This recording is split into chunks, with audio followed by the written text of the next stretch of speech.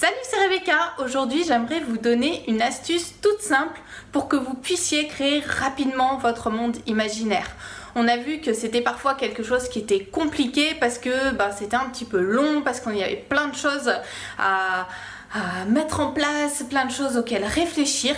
Et en fait, je crois que la plupart du temps, il y a une erreur qu'on commet et qui fait que ça rend les choses encore plus compliquées. Et cette erreur, c'est de croire qu'on doit tout inventer, qu'on doit tout tirer de notre chapeau, que voilà, il faut se mettre devant sa feuille, rester devant sa feuille et surtout trouver voilà, dans notre tête des choses extraordinaires à mettre dans notre roman. Et au lieu de faire ça, je vous propose de changer de technique et vous allez voir, ça va aussi changer votre perception des choses, ça va changer votre perception de votre travail, ça va vous donner davantage de plaisir parce que parfois quand on cherche comme ça à tout inventer, on est devant sa feuille et on se dit mais mince, je n'y arrive pas, et plus on bloque et voilà, c'est un cercle vicieux qui s'installe et on n'y arrive pas. Et ce que je vous conseille vraiment de faire, c'est au contraire de vous tourner vers des choses qui existent déjà, des choses qui sont dans notre monde autour de vous et qui peuvent apporter de la valeur à votre roman. Pas pour reprendre ces choses telles quelles, mais pour reprendre peut-être les structures de certains éléments, peut-être reprendre un petit détail d'autres éléments. Combiner certaines choses ensemble, vous allez créer des choses un petit peu plus originales, des choses nouvelles à partir de ces éléments qui existent déjà. On m'a posé la question cette semaine, comment faire pour arriver à créer un monde original? Eh bien moi, ce que je vous conseille de faire, c'est pas d'essayer de rester devant votre feuille et de ne réfléchir qu'à ce qui vous tombe dessus, c'est à ouvrir les yeux, à regarder autour de vous et à reprendre ces éléments là.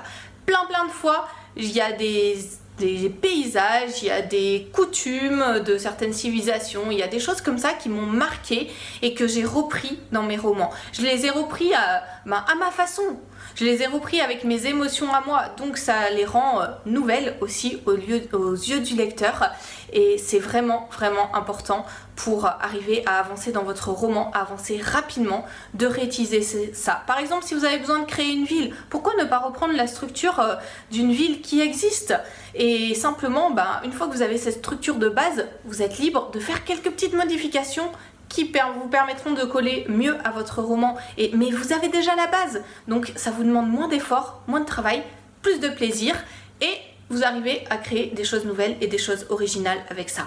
Ouvrez les yeux autour de vous, faites des recherches sur les peuples qui existent dans notre monde, faites des recherches sur les paysages qui existent dans notre monde. Très souvent j'aime faire ça, aller chercher des paysages. Voilà, j'ai besoin d'un paysage au bord de la mer, je vais chercher un paysage au bord de la mer qui existe dans notre monde. J'ai besoin d'une grotte, j'ouvre sur mon ordinateur, dans mon moteur de recherche, j'ouvre toutes les photos avec des grottes et hop, d'un coup je tombe sur un petit élément et je me dis ça, je vais reprendre ce petit élément là, je le combine avec d'autres choses, avec des choses que j'invente aussi, parce que bien entendu on peut inventer certaines choses, quand elles viennent c'est très bien et ça donne des bonnes choses pour créer mon monde imaginaire. Je vous invite vraiment à faire ça. Vous avez besoin de paysages, vous avez besoin de structures de villes, vous avez besoin d'organisation, de société. Regardez déjà dans notre monde.